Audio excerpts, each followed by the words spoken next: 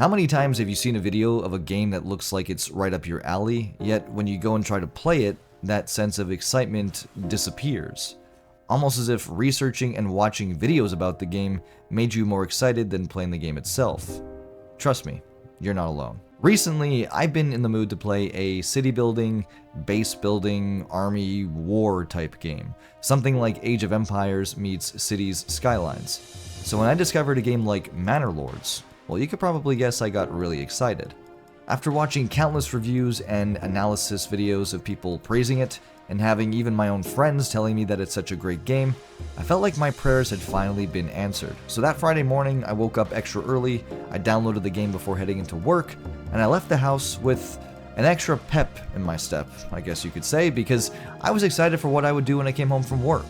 I was going to play the ever-living hell out of Manor Lords until the early morning hours, because I was off the next day. So I get home from work, open the game, spend 20 minutes designing my country and character, and when I finally load into the game, I lose all motivation to keep going.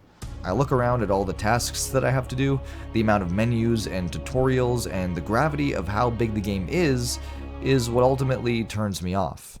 But why? Why have I suddenly lost the urge to play this game? This game that I've been so hyped to play over the past week.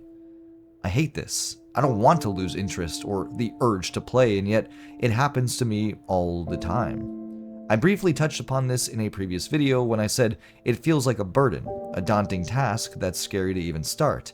And to be clear, it's not about the game. Manor Lords is a great game in its own right, and this problem, I know, is a me problem. So why exactly does this happen? Well, I always see two answers the most. The first one is distraction. Sometimes life gets so busy that when we finally sit down to game, our minds are still juggling all of our responsibilities. Whether it's work or school or personal commitments, these can take up mental space and leave us with less energy to fully enjoy the game. Instead of being a fun escape, gaming can start to feel like just another task on our never-ending to-do list, making it hard to really get lost in the experience. The other big one is information overload.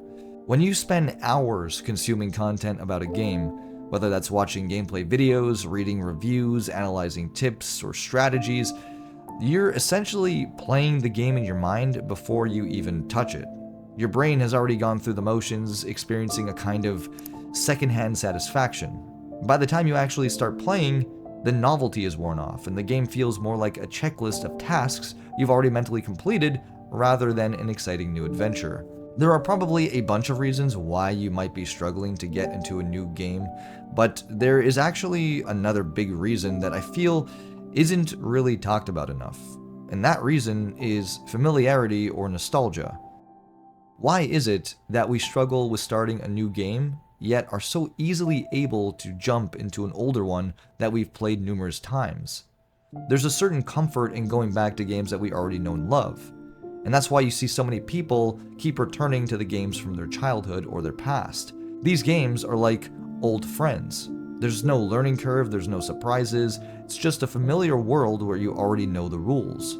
It's probably why so many people enjoy watching the same shows on repeat as well. The same principle applies. How people have comfort shows, people can have comfort games. When you start a new game, especially one that's complex or demanding, in this case like Manor Lords, it could feel a bit like stepping into the unknown. There's a lot to figure out, there's new mechanics to learn, new stories, characters, things to do, and sometimes these things can be more stressful than fun, especially if you're feeling overwhelmed or tired in your everyday life. In contrast, replaying a game that you've loved for years offers a sense of nostalgia and predictability that could be incredibly comforting. When it comes to new games, I found an approach that works for me, and maybe it might work for you and maybe it won't, but I commit to playing a new game for at least 1 hour a day for 3 days, maybe even 4 days. The reason is simple. By the third or fourth day, something just clicks. By day 3, I'm actually excited to play because the game starts to feel familiar. At that point, you start to know the controls, you know the story, you know how things work, your character feels more like your own, and the game becomes more enjoyable because of it. You go from being unfamiliar with the game to having this level of comfort that can only be achieved by getting over this 3 to 4 day hump. It's kind of like working out. Getting started is tough, but once you're in a routine, it's much easier to keep going, and the same idea applies to gaming, at least for some people. I realize that there's probably some people watching this video right now thinking, is this guy crazy? But I know for a fact there are a lot of people out there who have the same issues I have when it comes to newer games, and this is just my method for trying to break that cycle of not getting into a new game. I love to hear what your guys' methods are in the comments down below. If you guys have any, please let me know. I love to know if I'm not the only person who has this problem. I would love to know if you guys also have this issue. Yeah, just let me know in the comments, and thanks for watching, and we will see you guys next time.